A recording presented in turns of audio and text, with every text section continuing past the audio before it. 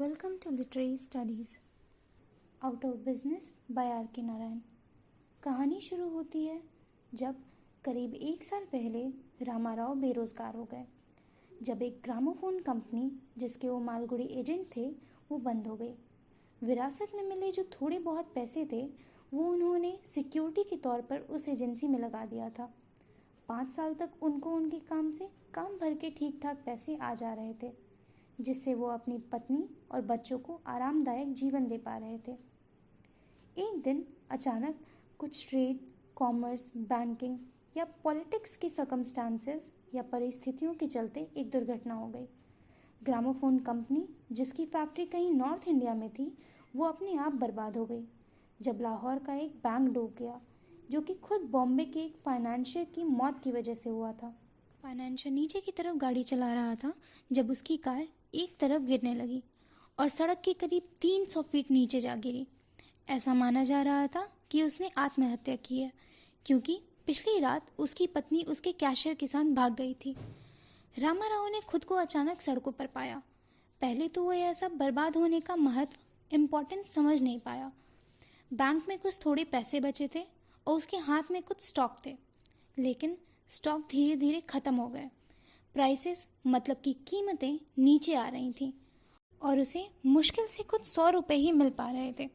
जब उन्होंने security bond के रिफंड के लिए अप्लाई किया तो दूसरी ओर से उनके एप्लीकेशन रिसीव करने के लिए शायद ही वहाँ कोई था। बैंक में का पैसा तेज़ी से ख़त्म हो रहा था। रामाराव की पत्नी ने भी अब बचत के कुछ तरीके अपनाए।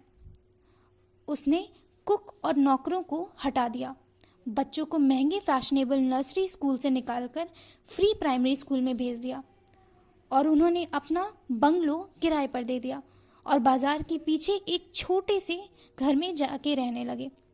रामाराव एक दिन में करीब 1 दर्जन एप्लीकेशन भेजते थे और नौकरी की तलाश में थक जाते थे। करीब 40 के पास पहुंच रहे आदमी के लिए रोजगार की तलाश करना बहुत आसान नहीं था, खासकर तब जब उसने एक इंडिपेंडेंट और बहुत प्रॉफिट देने वाला बिजनेस खो दिया हो। रामाराव अपने रिक्वेस्ट या अनुरोध को बताने में बहुत प्रोफेशनल थे। उसने अपना कार्ड भेजा और पूछा,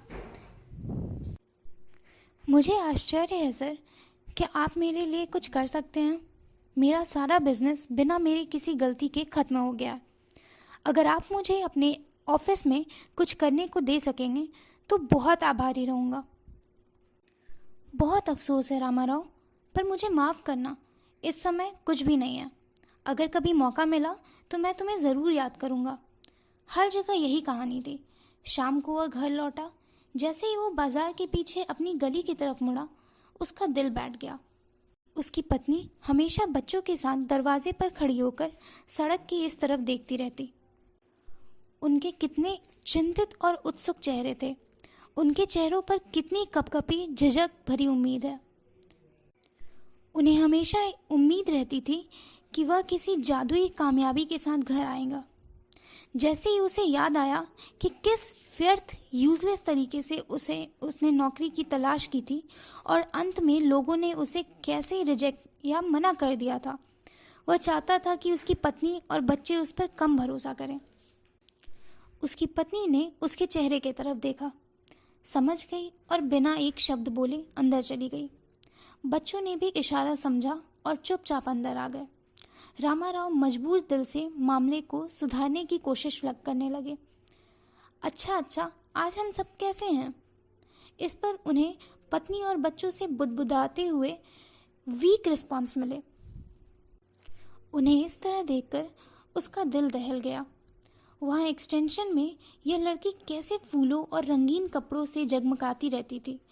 उसके पास फ्रेंडली पड़ोसी थे, विमेंस क्लब था और वहाँ वो सब कुछ था जो इसे खुश रख सकता था। लेकिन अब उसे शायद ही शाम को कपड़े बदलने की ज़रूरत होती थी, क्योंकि वह अपना सारा समय रसोई में ही बिताती थी। और फिर बच्चे, वहाँ एक्सटेंशन में घर में 1 दर्जन अन्य बच्चों के साथ घूमते थे। फैशनेबल नर्सरी स्कूल में कई दोस्त होना पॉसिबल था, लेकिन यहाँ बच्चों का कोई दोस्त नहीं था और वे सिर्फ घर के बैकयार्ड में ही खेल सकते थे। उनके कपड़े फटने लगे थे। पहले उन्हें 3 महीने में एक बार नए कपड़े दिए जाते थे।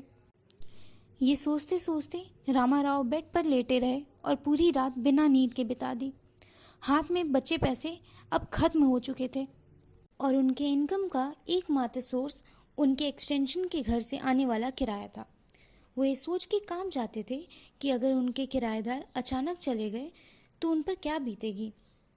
इसी कनेक्शन में रामाराव को जुबली रीडिंग रूम में एक जर्नल या पत्रिका मिली जिसे कैप्टन कहा जाता था। इसमें 4 पेज होते थे और उन सभी में क्रॉसवर्ड पजल होता था। इसमें हर हफ्ते में 4000 का फर्स्ट प्राइज दिया जाता था। अगले कुछ दिनों तक उनका सर फैमिली की चिंताओं से फ्री हो गया था।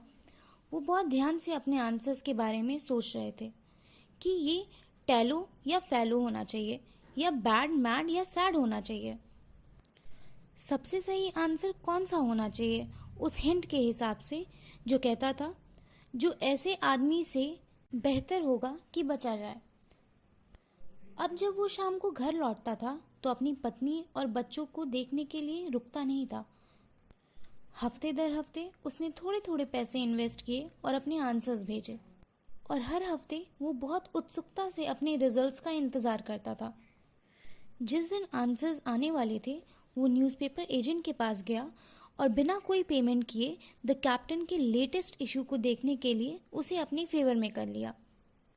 वो जब तक जर्नल जुबली रीडिंग के टेबल पर आती उसे इतना इंतज़ार नहीं हुआ। कभी कभी न्यूज़पेपर एजेंट उससे शिकायत करता पर रामाराव उसे शांत करा देता था कि अरे ज़रा इंतज़ार करो, मुझे जब प्राइज़ मिलेगा तो मैं तुमसे पहले ही 3 साल का सब्सक्रिप्शन एडवांस में ले लूँगा। जब उसने विनर्स के लिस्ट वाले पेज को खोला तो उसका दिल कांप उठा। किसी ने बलूचिस्तान में, किसी ने ढाका में और किसी ने सिलोन में वर्ड्स के सही सेट को ढूंढ लिया था, ना कि वो रामाराव थे। इसे इस सदमे से निकलने में 3 घंटे लगे। जिंदा रहने का एकमात्र तरीका अगले हफ्ते के पजल में खो जाना था। इससे वह कुछ दिनों तक उम्मीद से एक्साइटेड रहेगा। अब वह घर में भी किसी से कम ही बात करता था। वह हमेशा सोच विचार में खोया रहता और अगर उसकी वाइफ पजल के लिए हर हफ्ते पैसे देने से मना करती तो वो उससे भी झगड़ा करता। वो थोड़ी पोलाइट नेचर की थी इसलिए ज़्यादा झगड़ा नहीं हो पाता और एज अ रिज़ल्ट रामाराव हर बार जो चाहता था वो उसे मिल जाता था, फिर भले ही इसका मतलब घर के खर्चों में कुछ कमी ही क्यों ना हो। एक दिन गुड जर्नल ने 8000 का स्पेशल ऑफर निकाला। इसने तो मानो रामाराव के फ्यूचर के विजन की एक्साइटमेंट को 10 गुना ज़्यादा बढ़ा दिया। उन्होंने पजल को पढ़ा, सिर्फ 4 डाउटफुल कॉर्नर्स थे और इस बार शायद उनको 4 एंट्रीज भेजनी पड़ी। उसने अपनी वाइफ से कहा, इस बार तुम्हें मुझे 5 रुपए देना ही होगा। इस पर वो अच्छी औरत स्पीचलेस हो गई। वो इन दिनों चीज़ों के लिए काफ़ी इनसेंसिटिव हो गया था। 5 रुपए फैमिली के लिए लगभग 1 हफ्ते का खाना था। कुछ देर के लिए वो डिस्टर्ब रहा पर फिर उसे अपना पूरा ध्यान ये सोचने में लगाना था कि सही आंसर क्या होगा, होप, डोप या रोप। हिंट था, कुछ लोग इसे डिसअपियर में प्रेफर करते हैं।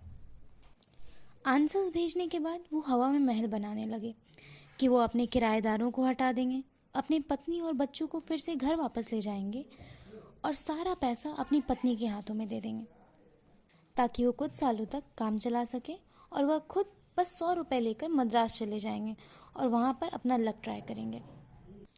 जब तक उनकी पत्नी के पास पैसे खत्म होंगे वो कुछ न कुछ ज़रूर प्रॉफिटेबल खोज चुके होंगे। रिजल्ट्स के उस अनलकी दिन रामाराव ने द कैप्टन खोला। सही आंसर्स उनके सामने आ गए। उनकी गलतियाँ बहुत थीं। अब कुछ अनाज भी वापस पाना पॉसिबल नहीं था। वह जितना इस बारे में सोचते लाइफ उतनी ही ज़्यादा इंटॉलरेबल लगती। लाइफ की सारे लॉसेस, डिसअपॉइंटमेंट्स, फ्रस्ट्रेशंस सभी और भी ज़्यादा फोर्स के साथ वापस आए। शाम में वह घर की ओर जाने के बजाय रेलवे स्टेशन की तरफ मुड़ गए। वो फाइनल कंक्लूजन पर आ गए थे कि ज़िंदगी जीने लायक नहीं है। अब बच्चे, पत्नी कुछ भी मैटर नहीं कर रहा था। वह जाकर रेलवे ट्रैक पर लेट गया। रामाराव को बहुत खुशी हुई कि कुछ बस 10 मिनट के अंदर ही त्रिचेनोपोली से ट्रेन आ जाएगी। वह काफ़ी देर तक वहाँ लेटा रहा। अब लेटे लेटे वह थक चुका था। वह उठा और वापस स्टेशन की तरफ प्लेटफॉर्म पे गया। प्लेटफॉर्म पे काफ़ी भीड़ लगी थी। उसने किसी से पूछा, ट्रेन का क्या हुआ? किसी ने बोला, एक मालगाड़ी 3 स्टेशन पहले ही पटरी से उतर गई और रास्ता जाम हो गया है। ट्रेनें आज कम से कम 3 घंटे बाद आएंगी। रामाराव ने बोला, भगवान, आपने मुझ पर दया किया। और वो रोते हुए घर की तरफ भाग गए। उनकी पत्नी दरवाजे पर खड़ी सड़क की तरफ देख रही थी और उनका इंतज़ार कर रही थी। रामाराव को देखकर वो बहुत ज़्यादा रिलीफ फील हुआ और उन्होंने चैन की सांस ली। ओह, आज तुम इतनी देर से घर क्यों आए? मैं पूरी शाम परेशान थी और बच्चे भी परेशान थे। वो बेचारे अभी सोने गए हैं।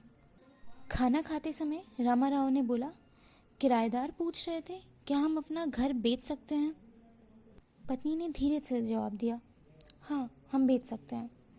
रामाराव बोले, वो अभी हमें इसके लिए 4,000 रुपये देने को तैयार हैं। तुम बाकी पैसे अपने पास रखना और मुझे 500 दे देना। मैं उसे लेकर मद्रास जाऊंगा और देखूंगा अगर वहाँ पे मेरे कोई काम हो तो। पत्नी ने पूछा, क्या आप अपने 500 क्रॉसवर्ड पजल में लगाएंगे? रामाराव इस पर कुछ देर तक उदास हुए और बोले, नहीं नहीं, अब कभी नहीं। If you like the content, please like, share and subscribe. Thank you.